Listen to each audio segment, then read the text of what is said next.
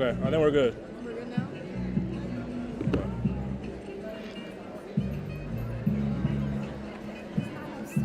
I just fixed it. I just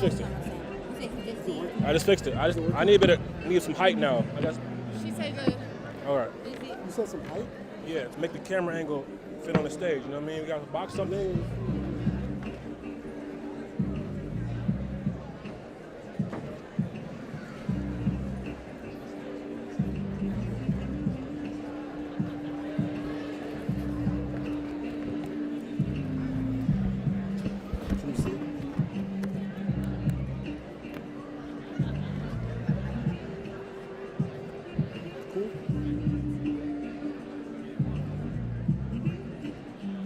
Probably best we're gonna get.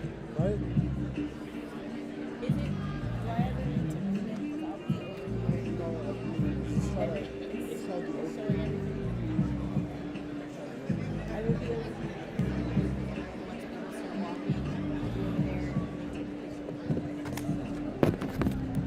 More height?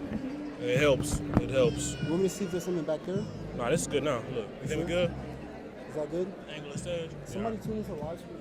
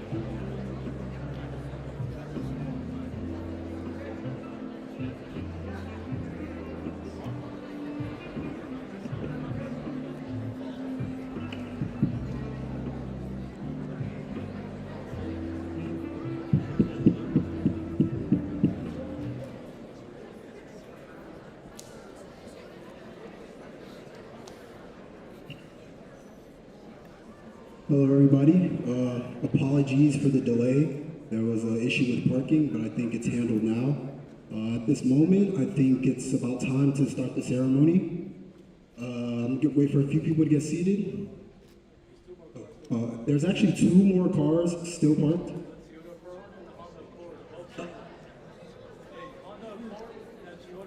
A Toyota 4Runner and a Honda Accord.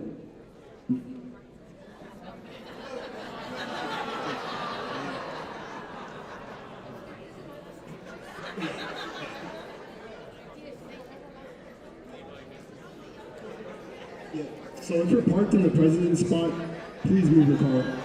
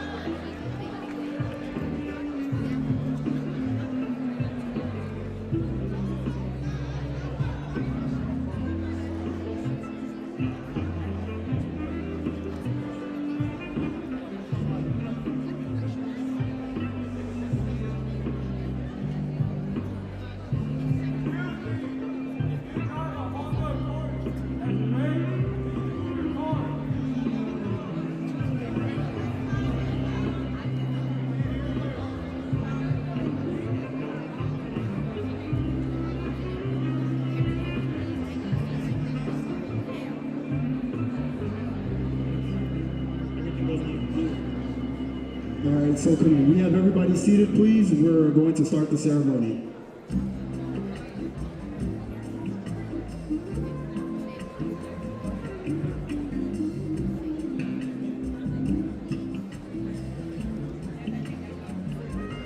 If everybody could please take their seats, we're going to start the ceremony.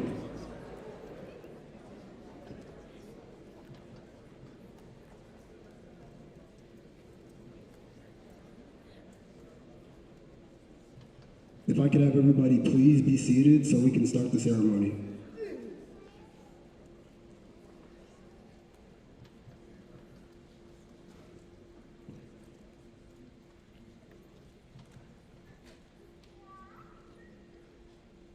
If I could please have the rows cleared so we can start the ceremony.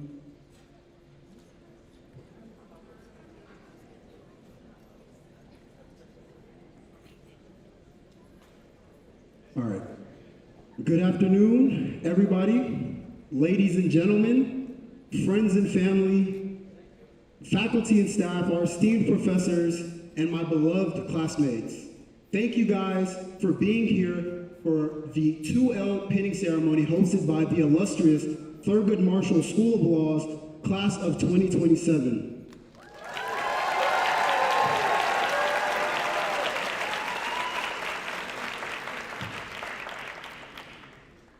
As you can see, the pinning ceremony is tradition. It's tradition that not only stamps our status as 2Ls in Thurgood Marshall School of Law, but it also signifies the tireless, sleepless nights that we endured that turned into hard, long days. But through it all, we endured, and now we're here. A year ago, in orientation, they told us to look to our left and to look to our right. And they said that these people around you aren't your friends. They're actually your competition. And unfortunately, some of you might not make it. But today, I see every single one of you. I see future judges, maybe a future president, governors, mayors, prosecutors, co-counsel, opposing counsel, or counsel. I see amazing individuals. And I couldn't have asked for a better class to serve and an even better family. Thank you guys for accompanying on this journey that we call life, and thank you for allowing me to join yours. I hope you guys enjoy this afternoon.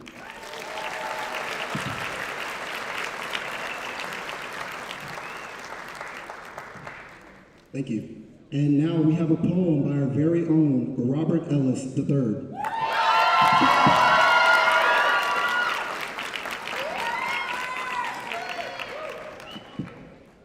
Good evening, everybody. Oh no, we gotta get some more energy there. Good evening, everybody. There we go. For this is the day that the Lord has made, and we shall rejoice and be glad in it. Amen.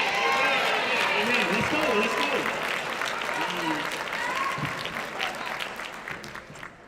If it hasn't been made clear already, we are under attack.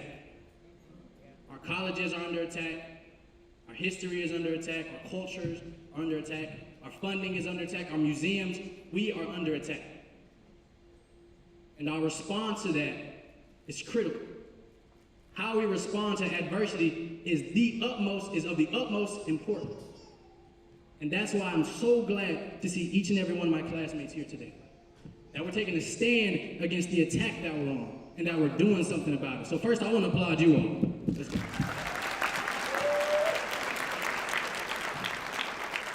All right, so I made this poem. It's kind of about being a black man in an ultra-conservative world that we're living in, and I just made this in response to that, so I hope you enjoy it all. Say, America, I tried to tell you. I tried to tell you. Don't go back to that colored man.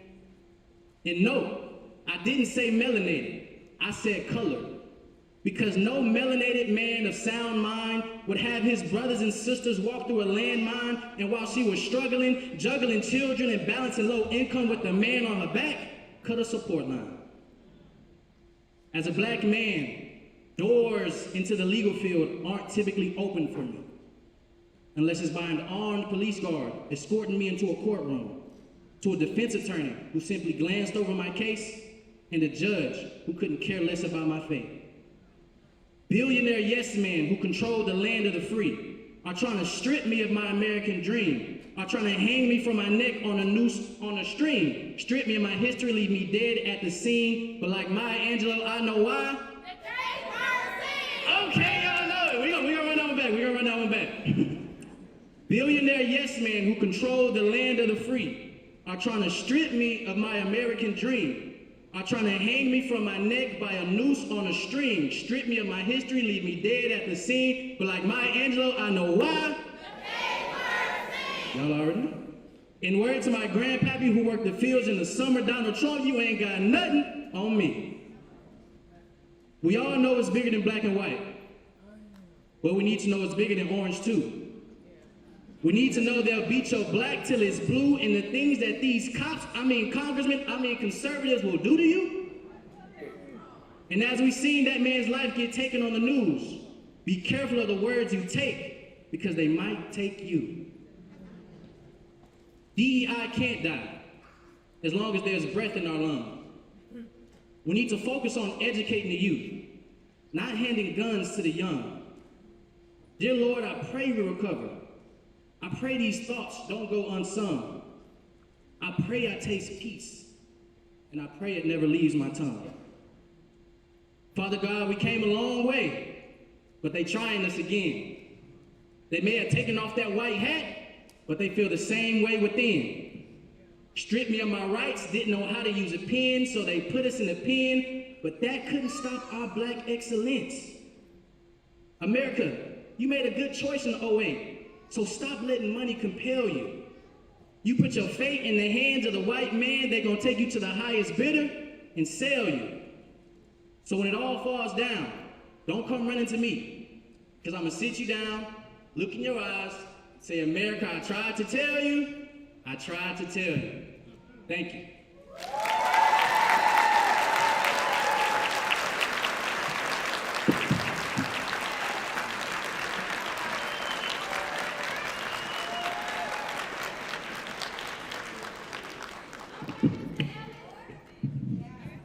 And now we will have remarks from our SBA Vice President, Ariana Armstrong.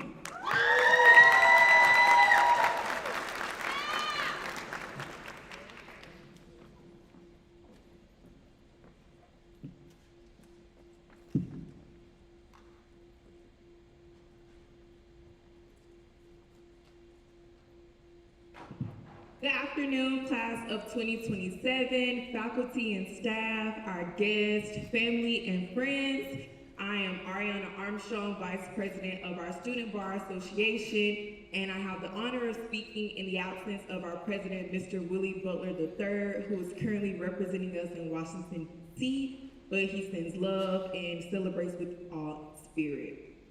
I think it's ironic that Willie and I both had the opportunity to tutor many of you during your 1L year, and now we get to see your smiling faces continuing to excel.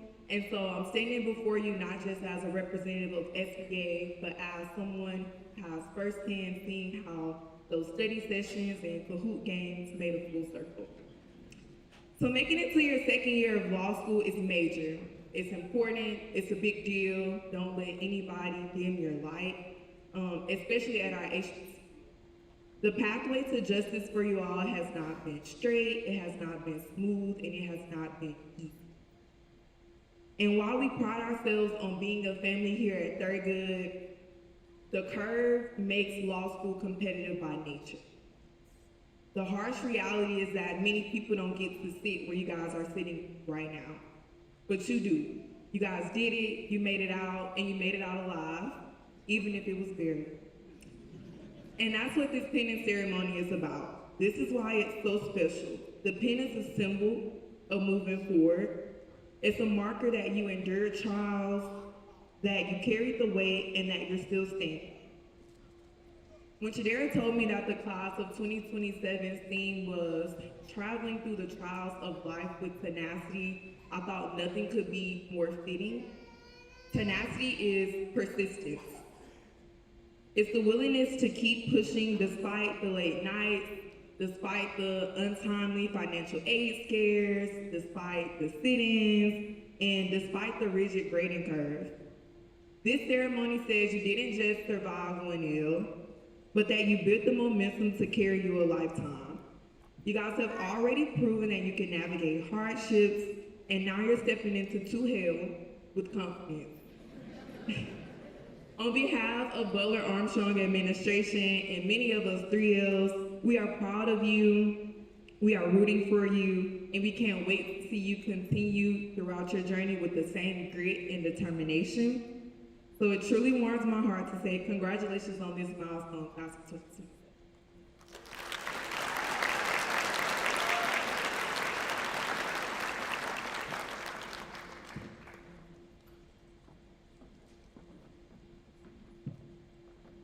Good afternoon.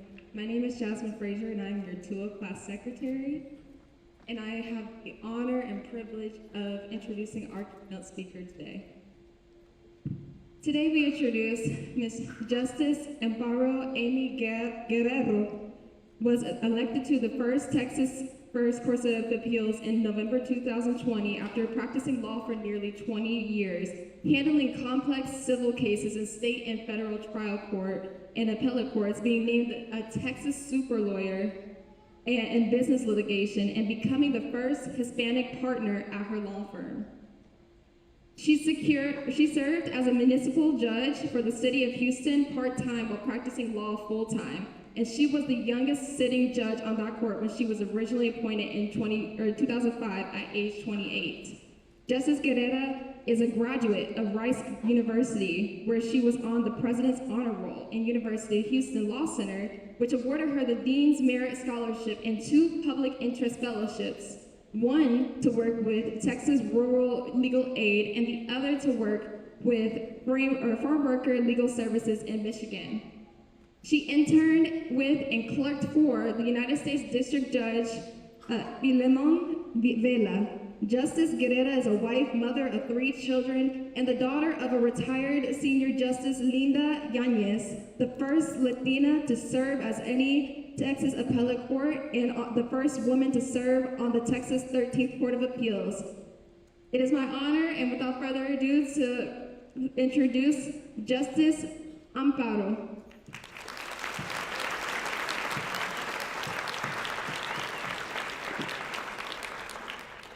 Good afternoon, class of 2027.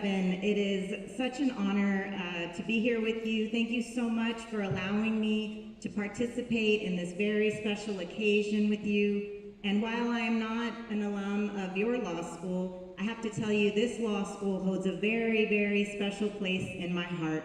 My sister graduated from TMSL in 2002. My brother-in-law graduated in 2003. My sister was actually my brother-in-law's mentor when he was a 1L, and that's how I met my husband. So I can tell you that both of them are excellent, talented trial lawyers today, and that is a huge testament to the amazing education that they received from this institution. And so I have a ton of respect and a ton of admiration for all of you.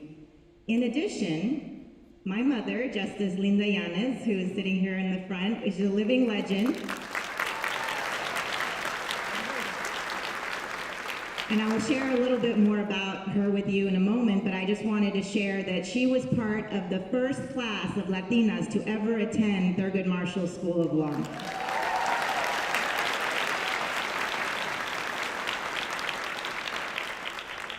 And I have to echo that I love the theme of this event. It's brilliant, it's perfect, traveling through the trials of life with tenacity, and that is exactly what has been required of you and what will continue to be required of you. So, to help you along the way, I want to share some wisdom that I've accumulated over a 23-year practicing and service career, observing and learning from lawyers, judges, and overall awesome people whom I admire greatly. And some of what I'm about to share with you might sound familiar, but that doesn't make it any less true. And frankly, I need these reminders too. And I share these nuggets with you because I believe in you. You're here. You've made it this far, and that is something to celebrate and encourage. First, I want to tell you to be kind to yourself and to others. Talk to yourself the way you talk to your best friend. When you see your friend falter, you don't say, yeah, you weren't good enough for that anyway. No, you say, get back up and try again. You got this. Talk to yourself the same way. Don't be a bully. There are enough of those in this profession. Some of you might have met some in your law school class. I worked with the same lawyers throughout my practicing career, and we had one rule in our law firm: don't be a jerk.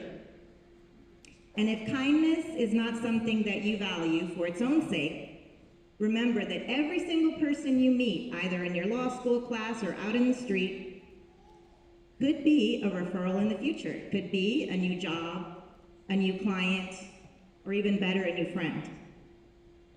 I recently heard the following truism, and I'm a runner, I run every day, so this really rang true for me. If you want to go fast, go alone. If you want to go far, go together. So I heard it mentioned that law school obviously is very competitive, and you all clearly passed the first test, right? You've gotten to this place, you had to be competitive with one another. And while that may be required, you also have to remember that you will achieve even greater success if you band together and you're tenacious about lifting each other up. In the words of the great, late Supreme Court Justice Ruth Bader Ginsburg, learn to disagree without being disagreeable.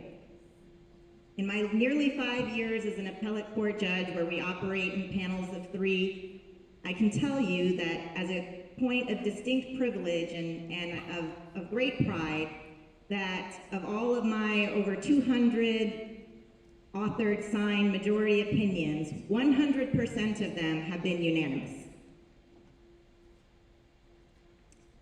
And in those times, I can tell you that I've compromised when I had to, but I also stand my ground when justice requires it.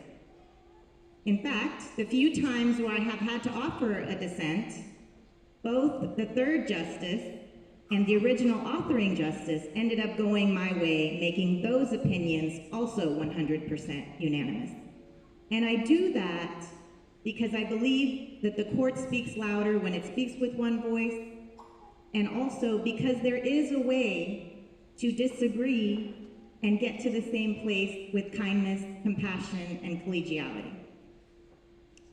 My next tip for you all is be curious. Ask lots of questions and take notes. I can always tell which of my interns is going to be most successful by which ones ask the most questions and which ones take note. Speaking of interns, and this is something that if you can jot down in your phone, I highly recommend, you all note the ABA, the American Bar Association, has a judicial internship opportunity program. And it is geared towards assisting underprivileged and minority and women and underrepresented people, law students like yourselves, get judicial internship with a paid stipend. So I know, as a former judicial intern myself, I didn't get paid to be an intern, and nobody does.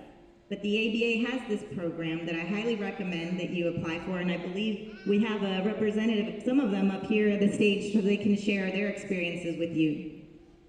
And I can tell you this has been a sort of a full circle moment. When I was a practicing lawyer, I actually was a screening attorney for the JIOP program and interviewed law students who were applying to get these internships. And I did that for several years and met some really great law students that I recommended to go on to the next level, which was to interview with judges with whom hopefully they would get an internship. And so it gives me great pride to say that I was actually the first state appellate court justice in Texas to hire a JIOP intern. And it was such a wonderful moment for me. And I also can share with you that I think I did a 1L orientation speech to a class a few years ago and recommended this program, and lo and behold, Fast forward a couple of years, I actually got the application from a student from your law school who mentioned that I mentioned that program to him, and so he ended up becoming my JIOP intern. So this is a real program with real results that affects real students, and this is something that you all can do. Next, I want to remind you to bring positive energy to everything you do. If you have to, fake it till you feel it. In Spanish, we say sonríe siempre, which means smile always. Smiling can literally change how you feel, and your attitude will dictate how well you do. Every morning, I don't tell my kids, go have a great day, or have a great day, kids. No. I say, go make it a great day, because that's your choice. And that's the choice that makes all the difference. So if you ever start to doubt yourself and wonder if you can handle all of these things that you've got going on, remember, that's just your fearful imagination driving your thoughts. And your thoughts are not real. So when those scary thoughts pop up, ask yourself, instead of saying, what if everything goes terrible? What if everything works out? And don't be afraid of feeling nervous. Nervousness means you care about what you're doing, and that's a good thing. Fear can be your friend, because there is no courage without fear. But when those physical sensations of nervousness take over your body and your heart is racing and your stomach hurts, I can tell you that those are exactly the same sensations that you feel with the heart racing when you're excited. So instead of telling yourself or telling your friend, I'm so nervous, you can say to yourself, I'm so excited, I'm so excited. I'm excited to give this presentation and show how much I prepared and show how much I care. I'm excited to do my best on this test to show how much I know. Turn that nervousness into excitement, put a smile on your face, and you'll see how much better you feel and how much better you do. Next, know your purpose and try to make choices that point you in that direction. And no one exemplifies that more than my mom. She was a former farm worker herself, who later became a teacher, then went to Thurgood Marshall School of Law. She taught at Harvard Law School, then made history as the first Latina to serve on any Texas appellate court in the history of our state, and was the first woman to serve on the 13th Court of Appeals. She sat where y'all are sitting right now. She showed me how important it is to serve your community. When I was growing up and as a young student in middle school, I had some early academic success, and I took the SAT exam with high school juniors, seniors, when I was in 7th grade, and I guess I did fairly well on that test, and I started getting all of these solicitations from all of these prep schools all across the country. And mind you, I was, I'm a little Mexican girl from Brownsville, Texas, living on the border, and I ended up getting a full scholarship to a New England boarding school, and was completely transplanted, to a totally foreign land with students. My fellow students were generationally wealthy. They had trust funds waiting for them when they finished high school, and I was just there as a scholarship student trying to make it. And during the summer, I was working with a March of Dimes group called Mano a Mano, and that's basically a group that would give prenatal care to colonias. And if you're not familiar, colonias are very, very impoverished areas on both sides of the US-Mexico border with no running water, no sewers, no paved roads, no electricity, and really is like a third world country here in our own country.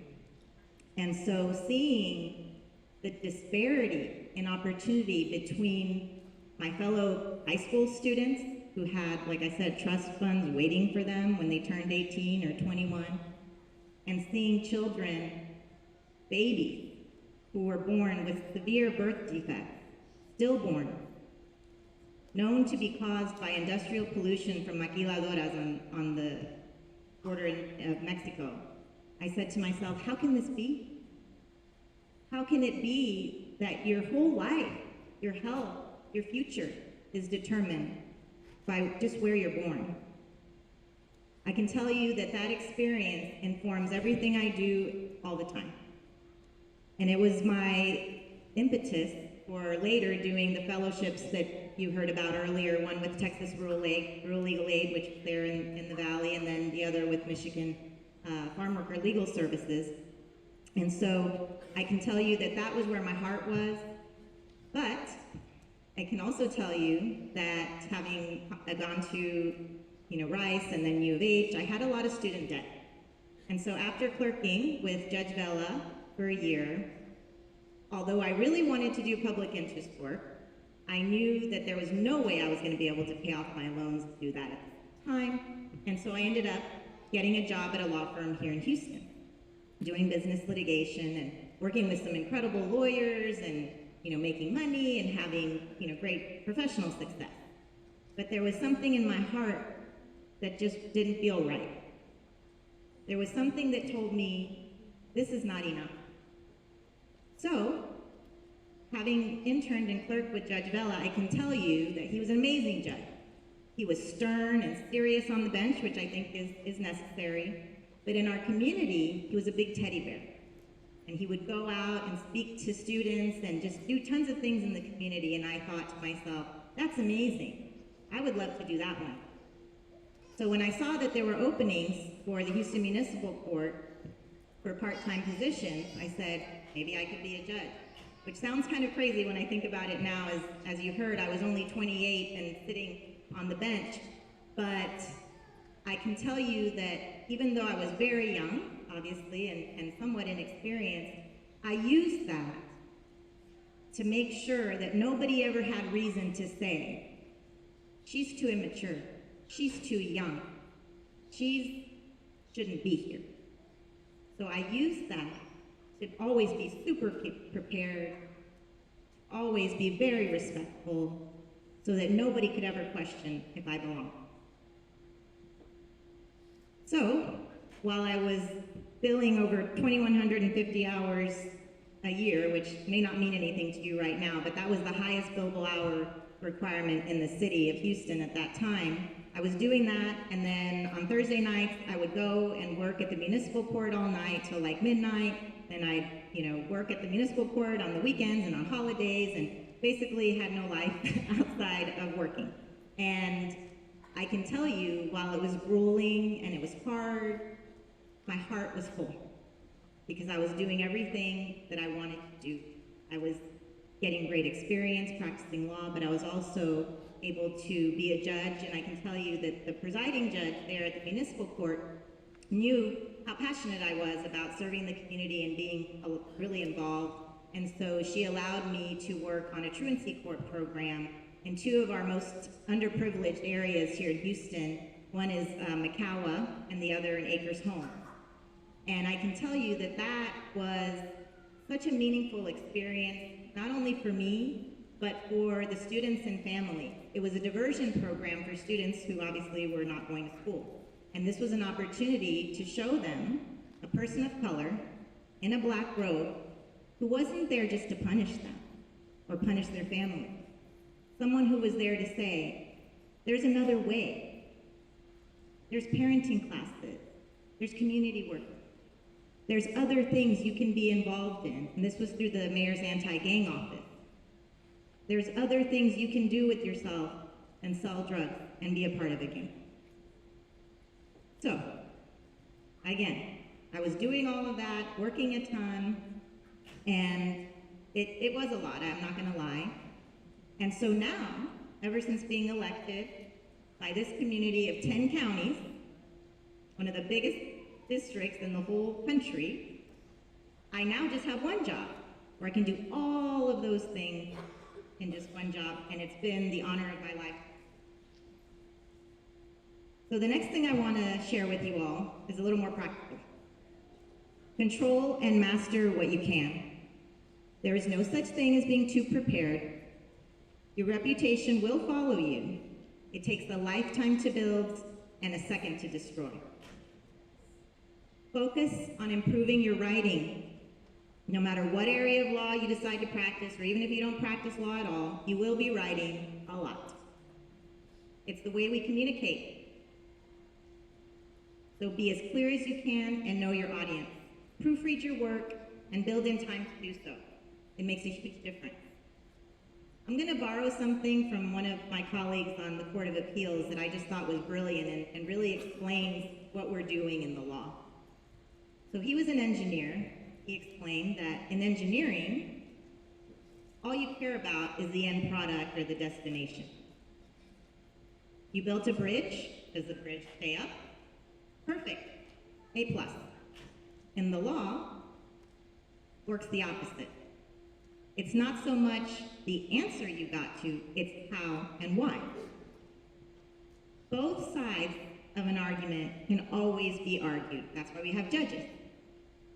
So, it's more important to know the source of the authority and how you get to the answer so that you can know the answer whichever way it goes. Do your own research. And when you start practicing, you're going to see out there, and I don't dissuade you from using forms and that you can follow in templates, but you need to check the sources of your sources. Don't rely on each other. My old civil professor, a civil procedure professor would say, you can't quote me. You need to know the source of that authority. You need to know where you got that from. Don't even trust the parentheticals that you see written in the case law. Don't copy that. Go read that case. Does it really say what that court said? Sometimes not. Next, assume the best from people and circumstances. Everyone, all of us, including judges, is doing the best they can. Treat everyone with compassion and respect, because you never know what troubles they may be facing. Next, as I mentioned, I love to go running every morning. I encourage you to get outdoors when you can. I know it's hot and it's sticky and it's gross, but even if it's just 10 minutes a day, move your body in a mindful way every day. Every morning I run, I meditate, I walk my son to school, even though sometimes he moans and groans. He always remembers that once we get to school, he feels so much better. Next, have a ta-da list. We all have to-do lists, right? We all have them. You wouldn't have been here if you didn't. But most of us don't keep track of all of the amazing things we do every day, every week, every year. I have a drawer in my office where I keep thank you cards that I've received. And I have an email folder that's called Good, and I keep nice messages of appreciation and encouragement. You can turn to your to-do list whenever you need a boost. Next, be of service to others. Studies show it's good for us anyway. If you're ever feeling low or lonely, check on someone, see how they're doing, see if they need any help. Nothing takes you out of your own head better than helping someone in need.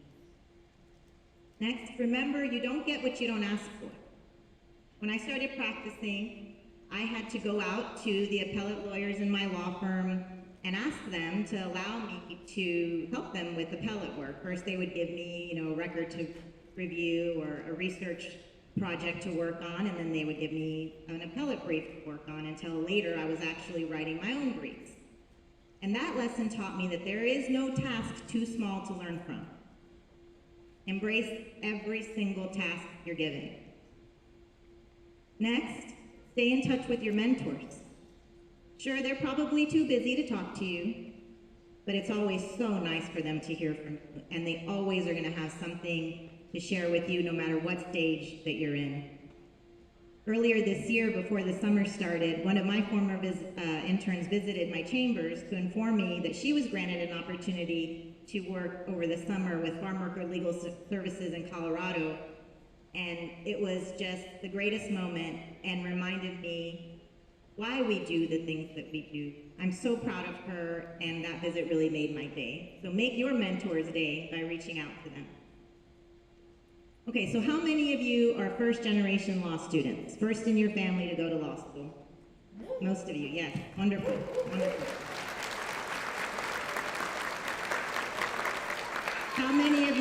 first in your family to go to college.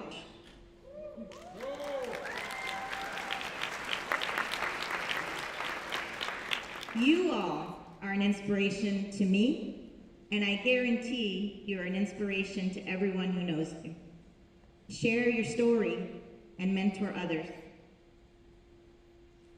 Next, don't waste time comparing yourself to other people. The only fair comparison is you to you. When you do that, you'll see how far you've come, and it'll help you remember that you have overcome a lot of obstacles. It was mentioned earlier that the road here is not straight and easy. Each one of you had to overcome obstacles to get to where you are today. Don't forget that while you're looking forward and you're looking forward to your next year of law school and graduation and what you're gonna do after, don't forget to look back and pat yourself on the back and remind yourself how hard you worked to get to this place right now. Finally, remember, you belong here. Having been the only woman, the only person of color, and certainly the only woman of color in almost every single professional setting that I was ever in, and often being mistaken for the paralegal, interpreter, the secretary, which are all noble professions, it forced me to rise to that occasion and meet the moment.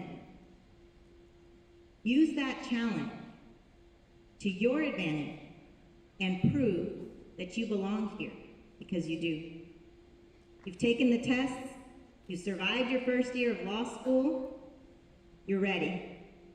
So get out there and show them what you got and show them what you can do, and go make us all proud. Thank you all so much.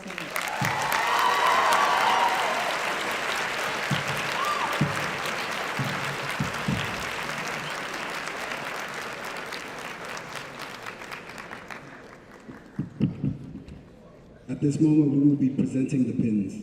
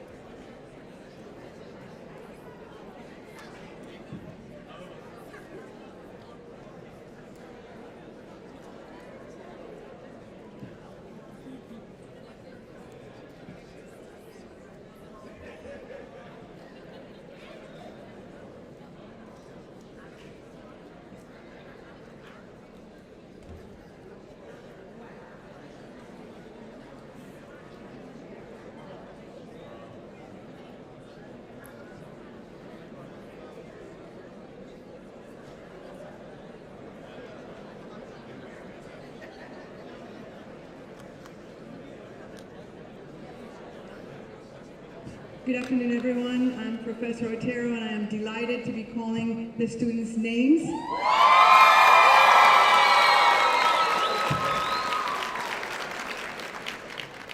Praying very hard that I will do a good job doing that, so pray for me.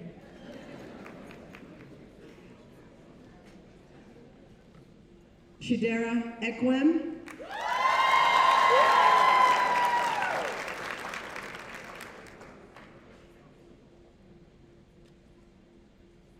Morgan Shavers.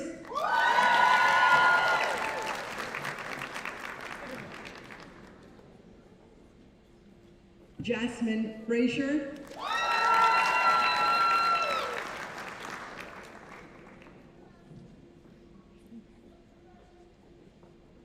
Tamaya Johnson.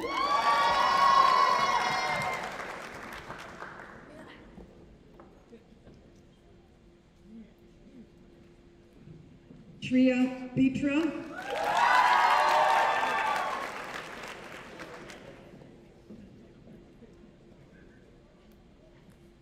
Deneen Mace.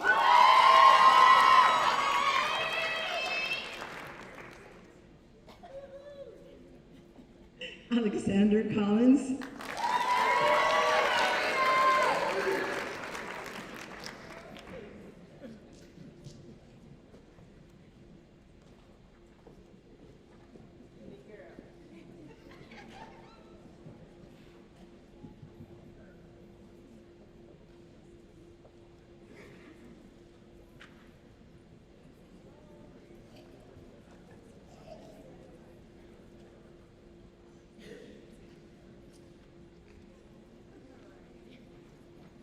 Ronald Abram,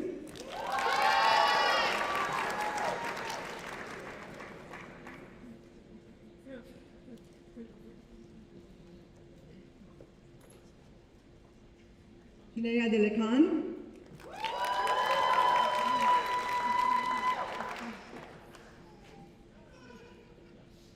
Jar Vaughn,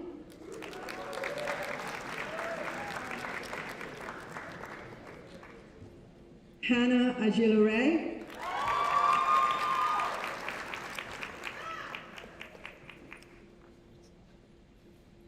Emily Applegate,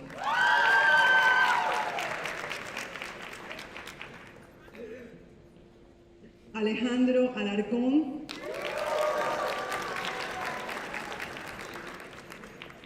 David Aragon,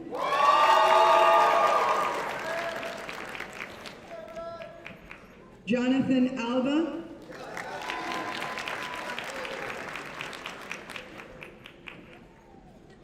Michael Berry,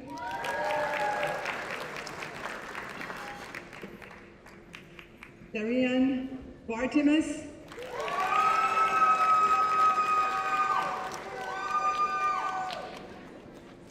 Caitlin Biogno,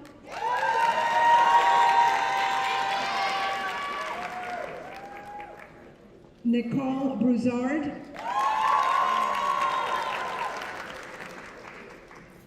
Suhaila Beal,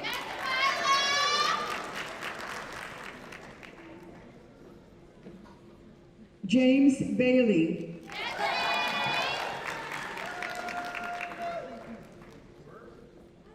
Mayra Ayala,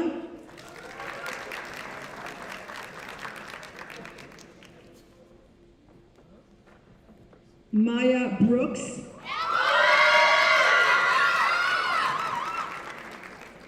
Destiny Caldwell,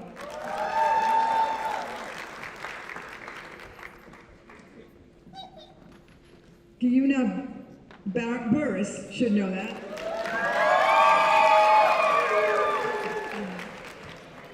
Sequoia Cook,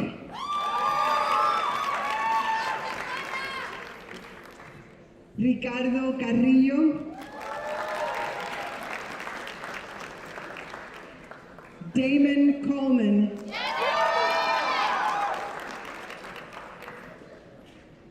Jayla Carmouche,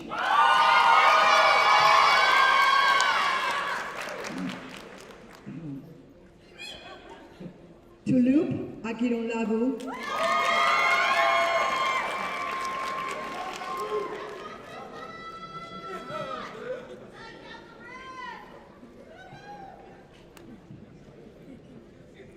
Taylor Burns,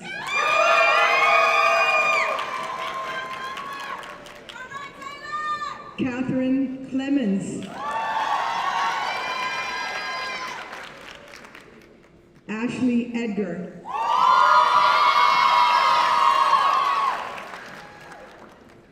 Nicolás Fernandez,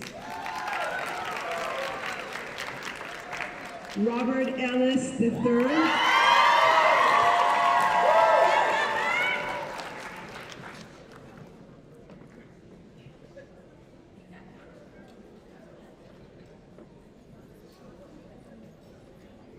Amber Diaz,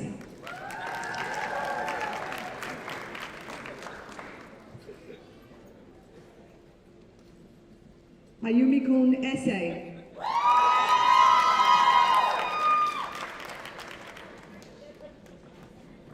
Andre Davids,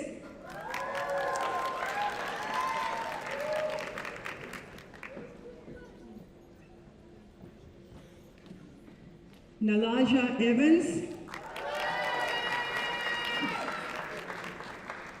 Victoria Davila,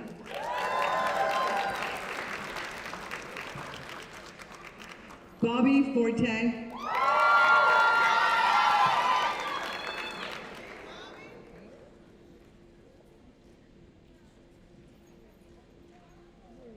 Sydney Galbraith,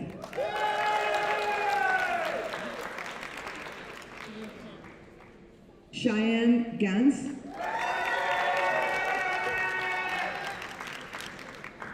Caleb Fisher.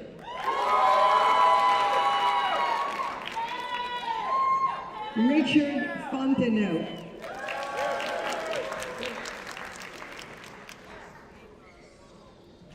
Dawn Freeman.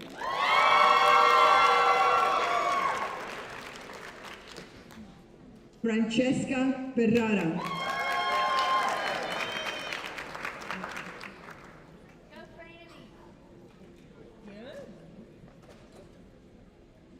Elena Fiol.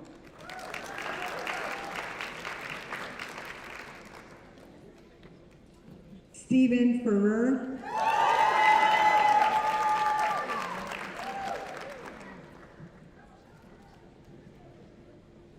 Damasha Gaines.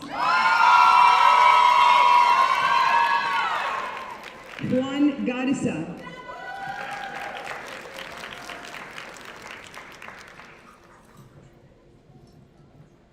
Edward Gonzalez.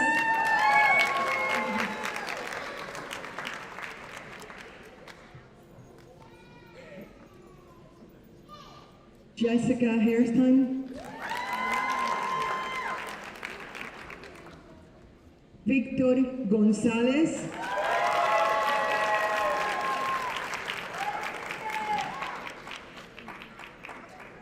Joaquin Jackson.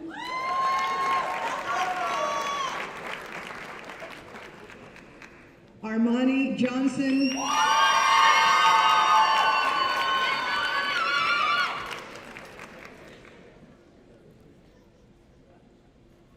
Amir Jackson.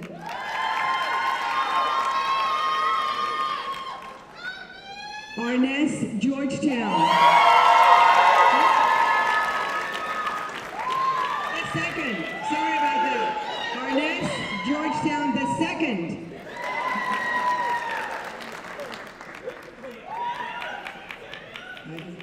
Landry Johnson.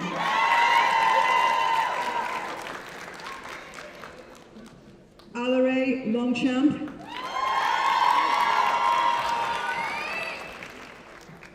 Kirsten Key.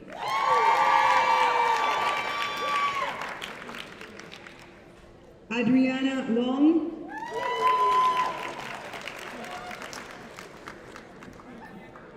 Zane Lewis.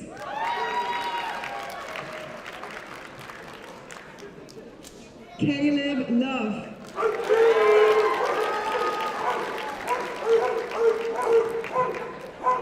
Felicia Lucio.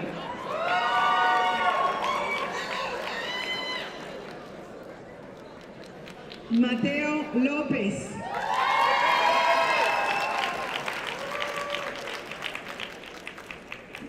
Melonius Carneal.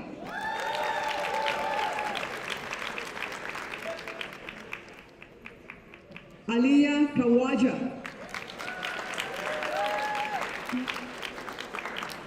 Marissa Mercado.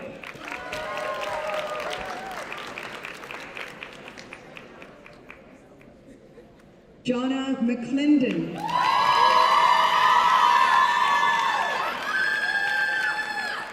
Tiffany McHenry.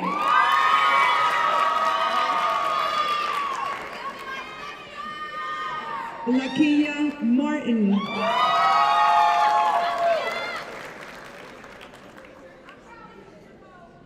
Glennis Maldonado.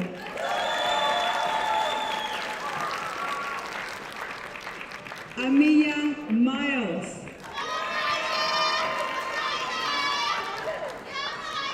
Zaria Medellin.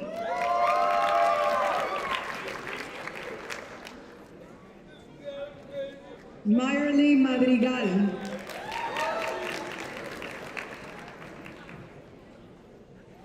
José Olvera.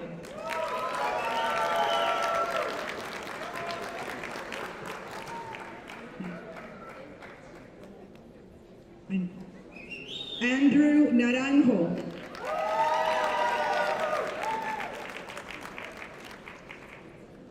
Sharia Moore.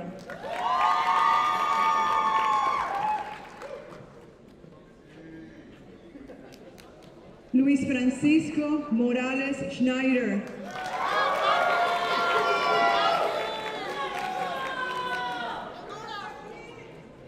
Jackie Mathis.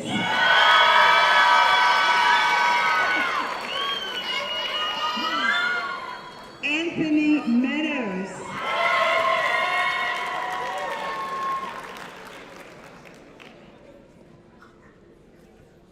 Ricardo Padilla Jr.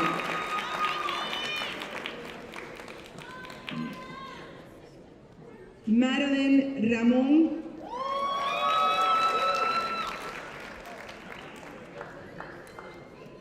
Marisa Podlongo. Ana Ramirez.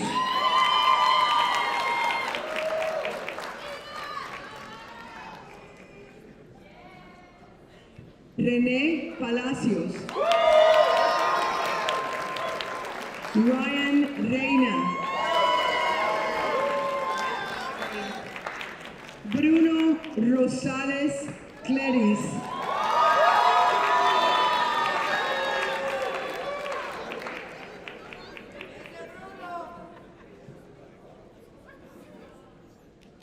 Carlos Zacasa. Chloe Robinson.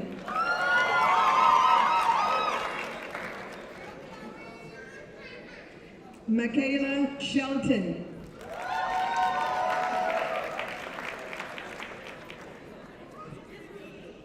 Michaela Senegal.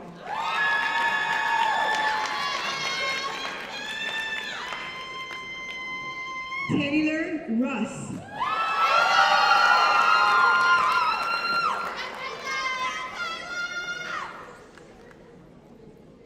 Kyra Rainey.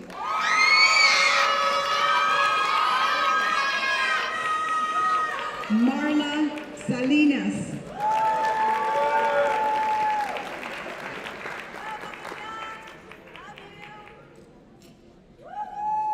Gabriela Roa.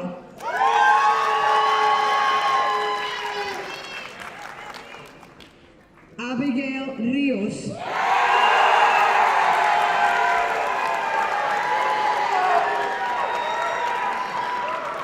Gabriel Solís.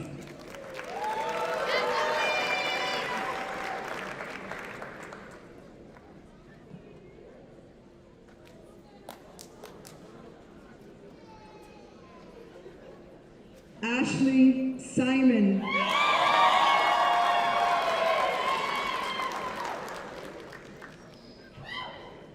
Maria Rosell.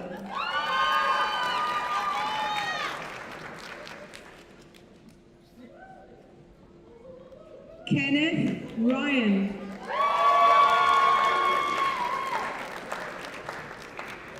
Shelby Theory.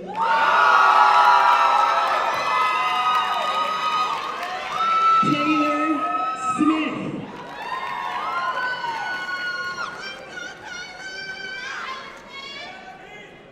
Jade Imani Smith.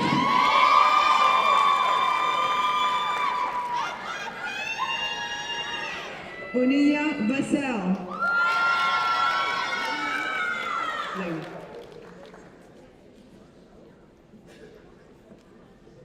Layla Sullivan. Ashlyn Sims.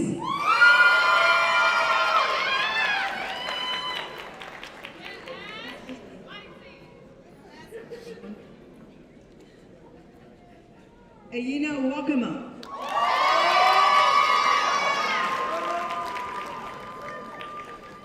Mesai Wilson.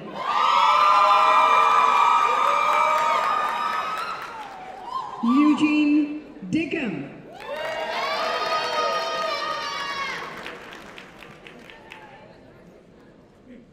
Drake Okeke.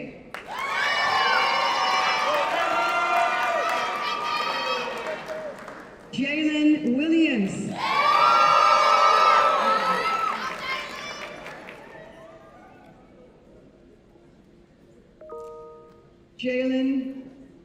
Whiten.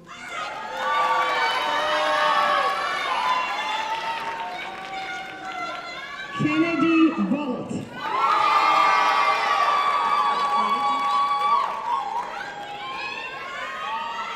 Antoinette Williams.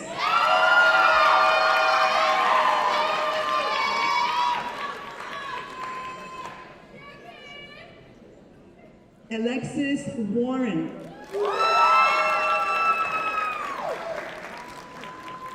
Jasmine Westmoreland.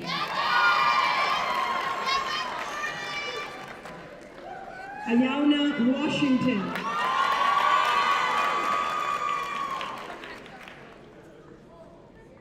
Ishpal Singh.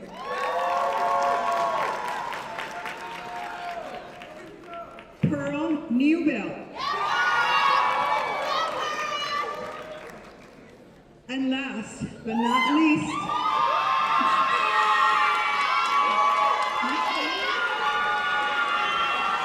Jumia Williams.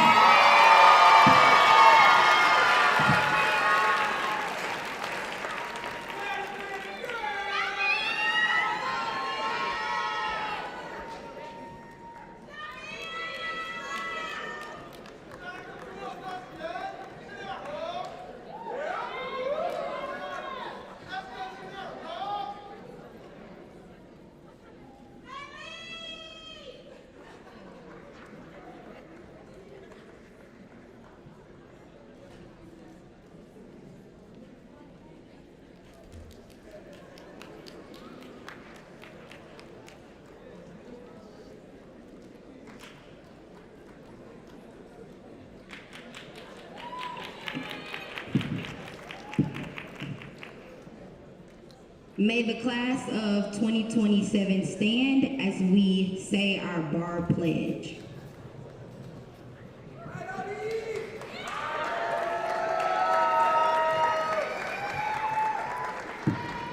Hello again, I am Morgan Chavers, the Vice President of your 2L class. Thank you.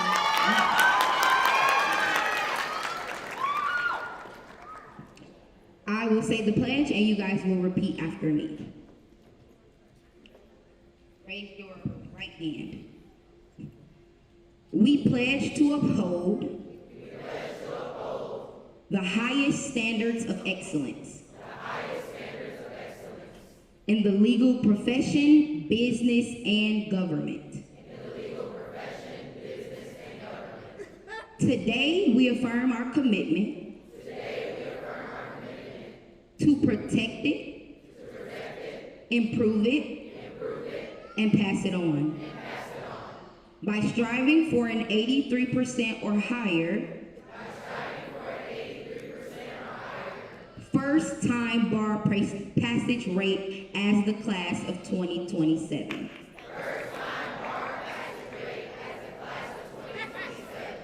We stand ready to protect and advance the mission of Thurgood Marshall School of Law. With devotion, tenacity, and discipline. As we prepare for the bar exam, we will be zealous in our determination for success. We are dedicated to illuminating and embodying excellence in the practice of law.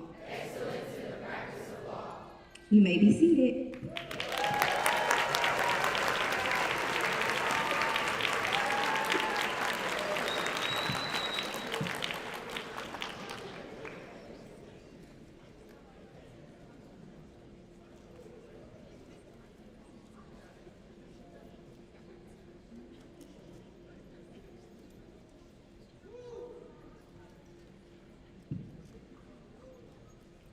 Next, we have our speaker, Judge Vonda Bailey, also known as Judge Vonda B. Judge Vonda is a Dallas native and a presiding judge of the 255th Judicial District Court which handles family law matters such as child support, custody, divorce, and adoption. A graduate of the David W. Carter High School, she earned her bachelor's and master's degrees from UT Arlington and her law degree from Thurgood Marshall School of Law in 2014. Deeply committed to service, Judge Vonda regularly speaks at schools, leads youth forums, and donates bar scholarships to law students. In the courtroom, she has launched initiatives like Lunch and Learns, extended hours, and a Wednesday walk-in docket to support self-represented litigants. Known for her compassion and dedication to fairness, she strives to bridge the gap between the court and community. What is most important to Judge Vonda is her family. She is married to a police chief, Mr. Christopher Shaw, and has two lovely children, Austin and Ariel. May you guys please give a warm welcome to Judge Vonda.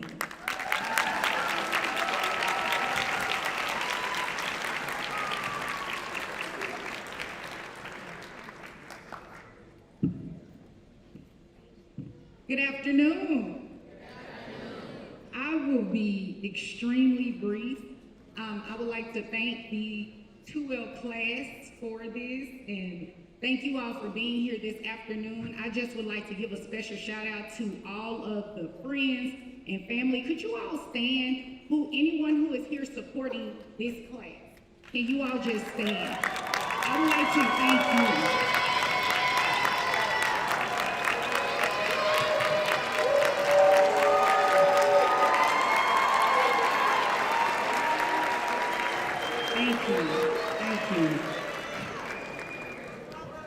You all are the reason for the success of the class of 2027. They cannot do it without you.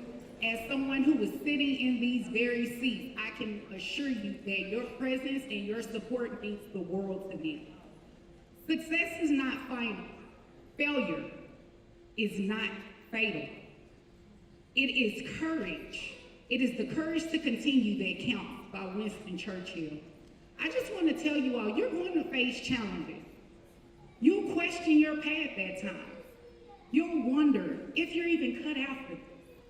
Let me tell you, you are. You've already proven it by making it this far. And when life tests you, and it will, learn to share your story. Lean into your story. Your story is your strength. I challenge you, class of 2027, to embrace every experience, every clinic, every internship, every late night study session. Chase growth. The law is not just in books, it's in people. It's in the communities you'll serve, and it's in the lives that you'll change. So 2Ls, as you navigate this journey, remember two things. You are resilient. You are capable, and you are very much so needed in this work. Let your legacy begin now. Let your story inspire others, and let your journey be one of purpose, passion, and power. I believe in you. Now go make history and protect it, improve it, and pass it on.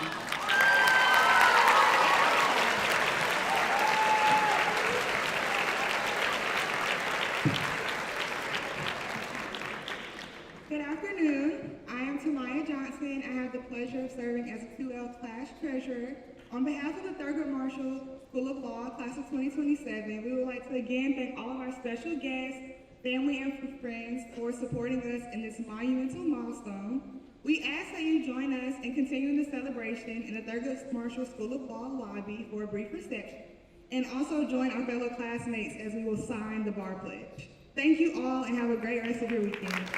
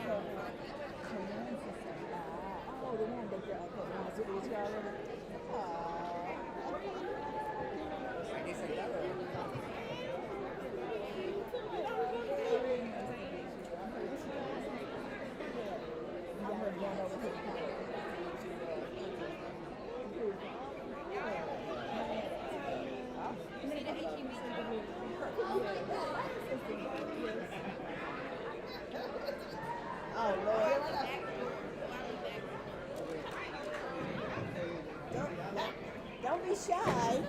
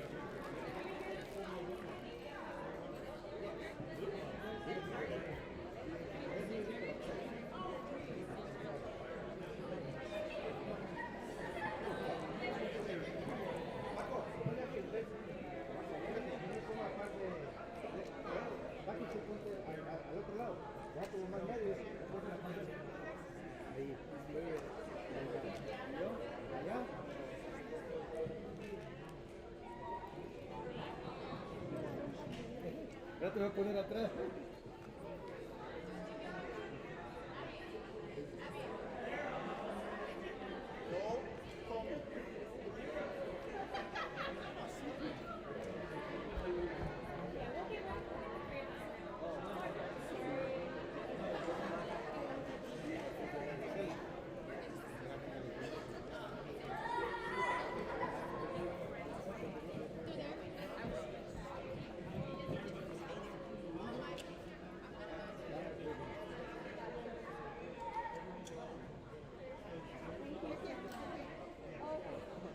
Paco, lo siento.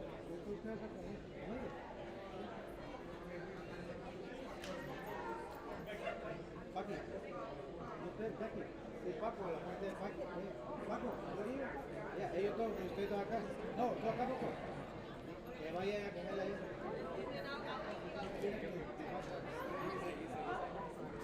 All the way. Two and two. Yeah, okay.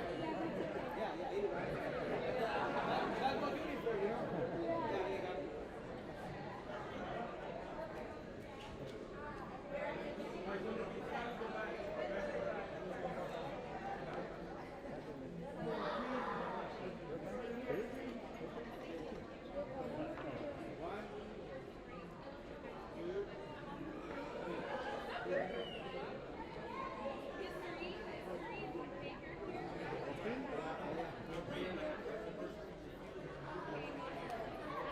I'm sure you are proud. You're very proud.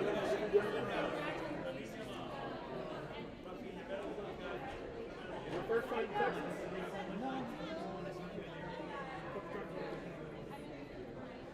Smith, position.